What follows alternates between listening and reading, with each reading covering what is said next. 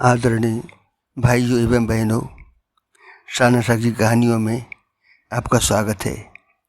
आज मैं आपको 94वां संस्करण सुनाने जा रहा हूँ। कहानी में दुनिया में बुराई केवल अच्छाई की अनुपस्थिति पर है, पर प्रकाश डाला गया है। आगे बहुत पुरानी बात है, जब मैं कक्षा 12वीं में अध्ययनरत था। मैंने विषय फिजिक्स, केमिस्ट्री और मैथ्स का चयन किया था। भौतिक शास्त्र का पीरियड था। एक दिन पढ़ाई के दौरान अध्यापक महोदय ने कक्षा में विद्यार्थियों से पूछा कि इस दुनिया में जो कुछ भी है उसे भगवान ने ही बनाया है ना। प्रत्युत्तर में पूरी कक्षा ने हाँ में उनका बात का अनुमोदन किया। श्रीमान अध्यापक महोदय ने कहा कि इसका अर्थ यह हुआ कि बुराई भी ईश्वर की बनाई हुई है।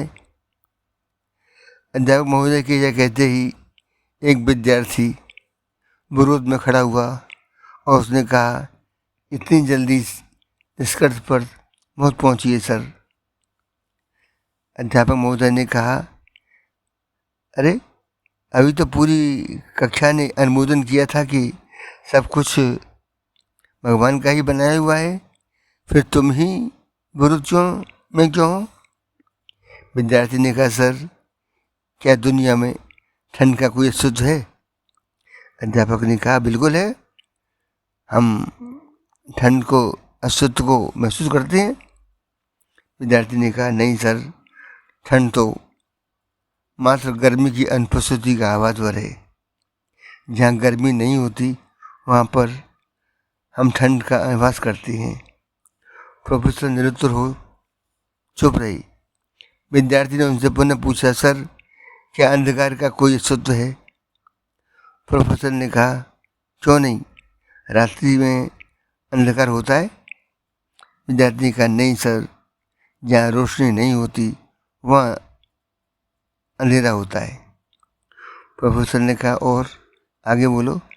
विद्यार्थी ने कहा, सर अब हमें केवल लाइट और हीट यानी प्रकाश और ताप ऐसे सब्जेक्ट ही पढ़ाते हैं। कोर्स में भी यही है, लेकिन आप हमें इसके विपरीत कभी डार्क एंड कोल्ड यानी अंधेरा और ठंड जैसा विषय नहीं पढ़ाते, क्योंकि भौतिक शास्त्र में ऐसा कोई विषय होता ही नहीं है। ठीक इसी तरह परमात्मा ने केवल अच्छा ही बनाया है।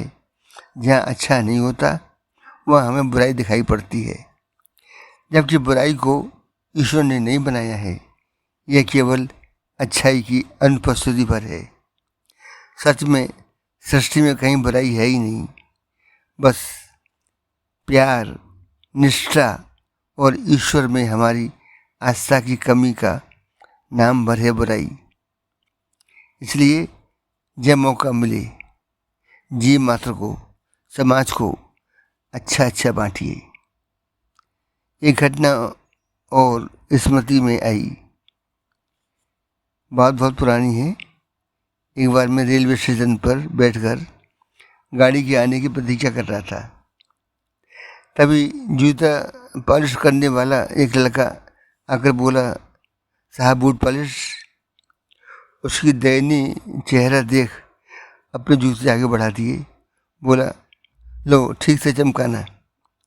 लड़के ने काम शुरू किया, परंतु अन्य पेशेवर पॉलिश वालों की तरह उसमें स्फूर्ति नहीं थी। मैंने कहा, जल्दी हाथ चला यार, कैसे सुस्ती से काम करते हो? प्रत्युत्तर में लड़का मौन रहा। इसी बीच दूसरा लड़का आया और स्वयं फटाफट काम में जुट गया और जूते अच्छे से चमका दिए और पहली बारी लड़के को अलग कर दिया। पैसे किसे देने हैं इस पर विचार करते हुए सोचा, जिसने काम किया है उसे ही दाम मिलने चाहिए, इसलिए बाद में आने वाले को पैसे दे दिए।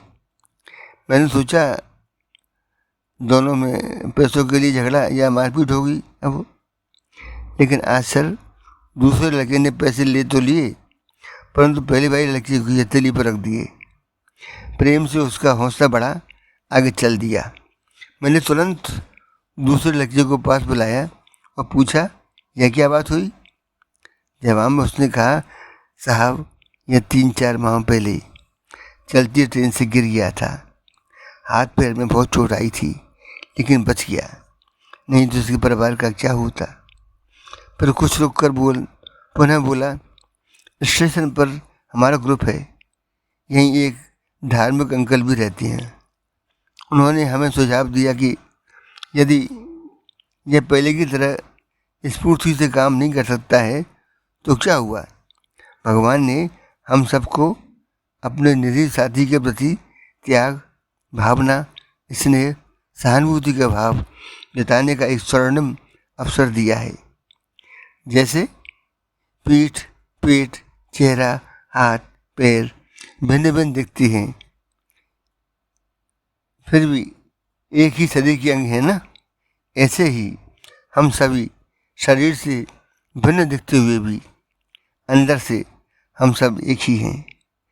अतः सबने मिलकर तय किया कि हम अपनी एक जोड़ी जूते पॉलिश करने की आय प्रतिदिन इसे दिया करेंगे तथा इसके काम में भी सहयोग करेंगे।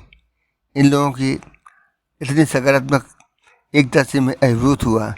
इनका प्यार, सहयोग अतुलनीय था। मैंने सोचा, सचमुच जिंदगी में पराया कोई नहीं होता। मन का वहम है, भरोसा रुका तो इंसान पराया हो जाता है, सांसें रुकी तो शरीर। कर्म पर विश्वास रखिए, राशियों पर नहीं। राशि तो राम और रावण की एक ही थी। प्रारब्ध कर्मों के भोग के बोझ को उतारने के लिए ही नहीं, वरन मनुष्य की मनोभूमि और अंतरात्मा को सुदृढ़, तीक्ष्ण, पवित्र, प्रगतिशील, अनुभवी और विकसित करने के लिए भी कष्टों और आपत्तियों का भारी आवश्यकता है। अच्छाइयों को बढ़ाते चलने से बुराई स्वतः घटती हैं। बंधुओं, मेरी कहानी कैसी लगी कृपया कमेंट्स दें।